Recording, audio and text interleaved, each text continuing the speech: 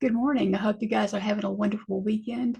It is Sunday morning about 9:30, and I'm getting this video made and uploaded this morning instead of Monday because Chris and I are getting ready to leave out on our vacation here in just a couple of hours. And I wanted to make sure to get this blood work uploaded before I left. All right, so I got a lot of things to unpack, if you will, about my blood work. So let's get to it.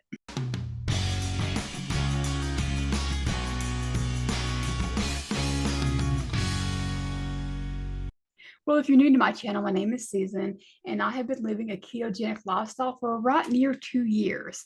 2 years ago, I was diagnosed with type 2 diabetes, fatty liver, kidney disease, hypertension, and I would be getting all kinds of boils all over my body, and I weighed near 300 pounds. Since then, I have reversed my type 2 diabetes, fatty liver. I don't get boils anymore, and I've lost 105 pounds to date. And then I wanted to show you what my blood work looks like after 2 years of living a ketogenic lifestyle. So let's take a look. Oh, and also I was diagnosed with hypothyroid as well. All right, so I guess we'll just start with what a lot of people are scared about when it comes to a ketogenic lifestyle, and that's your cholesterol panel. So here you will see that 2 years ago, and you can see the dates, it's August of 2022. This is what my lipid panel looked like. My overall cholesterol was 149. My triglycerides was 116. My HDL, which is what people view as the good cholesterol, was 36. And my LDL down there is 90. And the LDL is what people would call the bad cholesterol, and what doctors really think that you should keep below 100, and your overall cholesterol needs to be in a certain range as well. But after doing a lot of research and listening to a lot of the doctors in the ketogenic community, I've learned that we don't need to worry about our overall cholesterol or our LDL. In fact, our body's quite, are really needing the cholesterol to function well. And so keeping it really low is actually detrimental to our health. But you can see here the biggest issue here for me would be my HDL it was a 36, too low, and then the triglycerides 116, which is not the worst we've seen. In fact, high triglycerides is one of the markers of metabolic issues, and for me to only have 116 in the condition I was in 2 years ago, that was pretty good. That was like the one marker that wasn't extremely bad for me 2 years ago, but still, it was high, being above 100. So, what has my cholesterol done in the last 2 years? Well, of course, I've had numbers change, between now and then, but I'm not going to show you all the updates in between. I'm just going to show you what my recent one was this week. So, I had to show it into two different pictures. I couldn't fit it all in one imaging this time. But you see my overall cholesterol has increased to 195, but it's still below 200 for those of you who are concerned about it. And then my triglycerides is 68, which is really, really good. And my HDL has went up to 47. Now, some of you who follow my channel for a while know that I've been trying to work really hard to get it above 50, because the higher the HDL, the more preventative you have for heart disease and so forth. And, Dr. Berry says that if it's not coming up all by itself just from the dietary change, then it's a genetic issue, and we should, implement strength training and make sure that we're adding enough fat to our meals. Well, I won't get into in depth what I've been trying to do to raise the HDL, but I'm not giving up. I'm pretty confident with my push-up challenge that that's going to keep me going and doing enough, and I'm going to see my HDL above 51 of these days soon. That's my confidence speaking there. Anyways, and then my LDL is flagged as high as 134. I'm not worried about that. My brain needs it, and I'm hoping that that will prevent me from developing dementia or Alzheimer's in the future. So for me, I'm not worried about my cholesterol panel here. It looks good. I just want my HDL to be a little higher than what it is, but overall, it's looking good. All right, so the next blood part of the blood work I'm going to show you is my liver enzymes. And that has to do with, of course, fatty liver. 2 years ago, being diagnosed with fatty liver, my ALT and my AST, the two liver enzymes, was elevated. My AST was a 58, as you can see here, and my ALT is a 78. Now, I will say this, when you get onto the ketogenic lifestyle, no matter what branch you choose to do, fatty liver is one of the first things that's going to heal. It's the fastest thing to heal because what causes it is a high fructose consumption. You get those through juices, through a lot of fruit and processed foods. So once you remove those from your diet, your fatty liver goes away. Now, some of y'all can eat a little bit of fruit. I'm not saying you can't eat any fruit at all. I choose not to, but just I was a person who just overconsumed a lot of crap. So, anyways, my fatty liver my liver enzymes were elevated. And here is my enzymes 2 years later, both of them at 18. Now, keep in mind, I was fasted for 20 hours when this blood work was drawn. And you're supposed to only be in a 12 to 14 hour fasting state. But they had my appointment after 1 p.m. in the afternoon, and I'm not going to eat at 1 a.m. to make sure that I'm in a 12 to 14 fasted window. What I will do for my next year's appointment is make sure my appointment's in the morning time, because they say if you're in too long of a fasted state or not enough, it affects your blood work. To what degree, I don't know. So just keep that in mind with my blood work. I don't know how much it changes your numbers, but anyways, 18 and 18, my liver enzymes look great. There's nothing about a ketogenic lifestyle that will cause fatty liver. All right, so the next one is, and this one really took the wind out of my sails for a couple of days. I was really kind of depressed about this one. And you guys who have watched my videos should understand why, because just a couple of videos ago, I talked about my vitamin D, and I'm telling you, I was confident as I'll get out that my vitamin D was going to be nice and pretty at least 60. And guys, so 2 years ago, let me just start with this. 2 years ago, my vitamin D was 25.8, which is low. To the lab, a normal range is 30 to 100. But Dr. Berry believes that to get the optimal vitamin D levels, it should be at least 50 or higher. Okay. And so 2 years of doing this, my vitamin D is 43. Now, guys, I eat vitamin D rich foods. I've been religiously out in the sun for at least 20 minutes every day. Well, 20 minutes is what I stayed out there every day. And my insulin resistance has greatly improved. So I was confident I was going to see a lot higher results on my vitamin D than what I have. So the winds got knocked out of my soul on that one. I was not very feeling very, very, very good with that result. So I reached out to Dr. Berry actually to see what I should be trying to do, because I don't know what else to do to really get it up there. And a lady named Vanessa from his team responded to me, which very much appreciate her doing. And she just said, everybody's a little bit different, and we're all really in one experiment. And she's like, you may just need to go ahead and supplement on top of what you're doing to get it up there.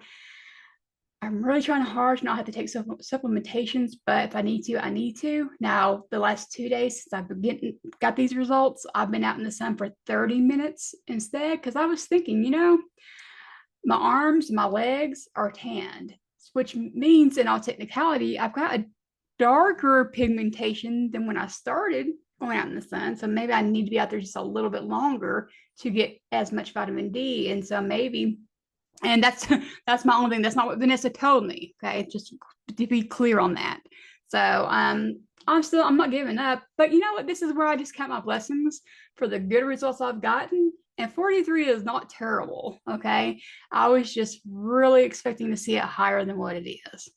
Okay, so having said that, it's time to see what my A1C is. Now, guys, 2 years ago, as you can see here, my A1C is 12.6.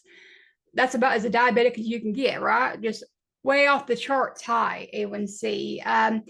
And so for me to not have any kind of diabetic issues in my eyes or having that kind of A1C is a blessing in itself.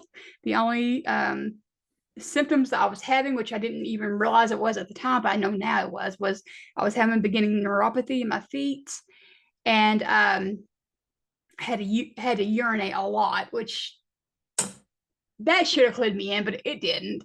But anyways, so I didn't really have a whole lot of symptoms that you would think I would have with that high of an A1C. But anyway, so a lot of people are believing that red meat causes diabetes, and I will tell you this: my diet has consisted of a lot of fatty red meat. That's what I rely on the most. Now I do eat chicken and I do eat fish and some pork in my diet, but the vast majority of my meat is fatty red meat. And so that's what I have consumed over the last 2 years consistently. So here it is, guys. If you have any kind of concern about red meat causing diabetes, well, we're about to put that to test here, because if it truly causes diabetes after 2 years of eating a whole bunch of it, my A1C should not be looking very good. So let's see what my A1C is right now. There it is, 4.4, which is flagged as low. It's superb, guys. And again, 20-hour fast. It's probably changed it just a little bit there, but my average glucose reading is 80. Guys, my doctor is shocked by my A1C results. In fact, last year he even questioned if I was really even diabetic. He just couldn't believe the turnaround I've had. And he did ask me what I was doing, what I was eating. And I told him, I said, and I said the word I shouldn't say to the doctors, I guess, but I said carnivore. So he looked at me, he was like, so a protein-based diet. And I said, yes. He's like, okay. And so this year he saw it again, and he's just really impressed that I've remained consistent with a 4.5-ish A1C, which is really good, because you know what? In my conversation with my doctor, I told him how I wanted to keep working on my HDL, and he actually understood why I wanted to do my HDL. He knew that, the higher the HDL, the more preventive for heart disease I'll have. And I mentioned how, well, I didn't say Dr. Berry, but I mentioned how I learned that I should do strength training to try to raise it up. And he was like, I'm glad you mentioned that. He said, because I've just learned, this is what he said, I just learned that strength training also helps with weight loss more than cardio does. And that made me feel good that he said that, because that just tells me that the doctor I have right now, he may not understand that the ketogenic lifestyle is the proper human diet, but he does research. He's not just accepting whatever he learned in medical school and saying that's it, that's all it is, no need to continue learning, right? So that kind of gives me hope. And he says he instructs his other patients to do strength training. So I kind of like that. But anyways, that's where my A1C is right now. That's really good. I'm very happy with that. Now, I'm also happy with what my doctor did to my medical record. And I'm going to show y'all part of my medical record here, just so I can see. This is the note he put in, because I was like, why don't he take top 2 off my medical record? And I just want to show that here he actually put in, at this doctor's point, it's been resolved. He's like, your diabetes has been resolved. And so I love that he put that word in there. He didn't take it completely off my record, but it's been resolved. And he put in that I've lost 105 pounds. Now, I don't like that he put that in there. I have lost 105 pounds, but to me, it makes it look like whoever's reading my chart, and it's like, oh, well, that's why she became non-diet or reversed her diabetes, whatever they'll call it. But no, it was my dietary change, but still, I love the fact that they put resolved in it. All right, guys. So here's something I did talk about my doctor, and I have not talked about with y'all, is that since 2016, I've been losing my hair. And a lot of people lose their hair when they start a ketogenic lifestyle, just because of the change that their body's going through. But it's not just the ketogenic lifestyle that will cause hair loss at the beginning. It's any kind of radical dietary change that you go through. It shocks your body, right? And so for me, I can't say if any of my hair loss was due to starting the ketogenic lifestyle, because I've been losing my hair since 2016. Now, when I first started losing my hair, I was on a yo-yo diet where you just starve yourself to try to lose weight. So I attributed my hair loss in 2016 to that. But even when I went back to eating crap and gained all my weight back plus some, I was still losing my hair. It didn't stop. And I've been losing my hair consistently since 2016, which is why I always tell my husband, I'm surprised I'm not bald. Now, there are sometimes in my videos, I feel like you can see my scalp a little bit because my hair is so thin from all the hair falling out. My sister has said she's never noticed it, but maybe it's just me. that is really kind of getting a little self-conscious about it. But, you know, so, and I'm not really good about telling my doctor everything. So I've never really mentioned my hair loss to my doctor, but I finally remembered to do so at this last appointment. I said, look, doctor, you know, I know I've been diagnosed with hypothyroid, but I mean, I'm having a lot of hair loss that's just not stopping. And he was like, he didn't even let me finish because I was going to request an antibody test. And he's like, okay, I'll do an antibody test on your thyroid. So he already knew where I was getting at. He's going to test me for Hashimoto's is what he's going to test me for, which I've never been tested for. And here it is. These are my results for my antibodies. Oh, look, it's supposed to be a below a 9 and mine's 482. Now, I got this result in yesterday on the weekend. I was hoping that I would already have these results in and the doctor would have messaged me before I made this video so I can say what my doctor is going to do about this. I don't know. I can't say. That's very high. Now, I know that Nisha Berry has Hashimoto's and she has been able to get her antibodies down to normal levels. I'm not sure. My issue here is I don't have a number to start with. My doctor, who originally diagnosed with hypothyroidism a couple of years ago, should have run an antibody test then. So 2 years ago, was my antibody levels a lot higher than they are now? Is this something that's just taking time to come down? Am I on the process of coming down? Or is there something about what I'm eating keeping it elevated? I don't know what it is. Nisha has said, and it's my understanding anyways, that when she lowered the amount of vegetables she ate, it came down. And then I don't eat vegetables. I eat a salad every once in a while with Chris, but it's been 2 months since I've had a salad with him. So I don't think my occasional salad is causing it to be this high. Now, I have put in some seasonings back into my foods, like that spicy bacon or that garlic herb. That's very clean, but is that causing it to be elevated? I don't know. I may need to go very strict back to just beef and salt and see if it can come down. Either way, right now, as it is, I don't know if he's going to make me take more medicine. Right now, I take 50 milligrams of levothyroxine. I don't know. So that's something I can't comment on because I haven't talked to my doctor about these results yet. But so that's going to be a new diagnosis on my medical chart. Is I feel like he's probably going to tell me I have Hashimoto's. I mean, I don't know what else it would be. So that is that, and that's the new update on that one. But at least that tells me that, and maybe we can get it under control where I stop losing my hair. I do think I'm going to go get my hair cut because I did when a few years ago I got my hair cut completely off to a short pixie cut, and that was the only time that I didn't have hair loss. It's almost like my hair, when it gets longer, it gets way down and it's too heavy, so it breaks off. That's what it's almost like. So when I had it cut really short, I wasn't having all the hair loss.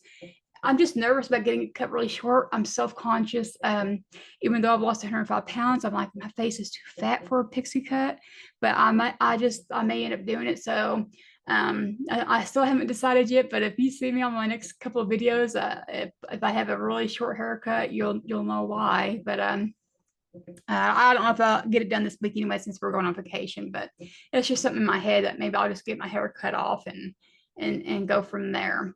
Well, anyways, guys, this is my blood work. I did have some other blood work done, but nothing that is attributed to a ketogenic lifestyle. Overall, my blood work is pretty good. If there's something else that you are curious about, feel free to ask, and I'll post it about my blood work, that if I didn't show it already. My friends, it's been a pleasure, and I will see y'all in the next video. Bye-bye.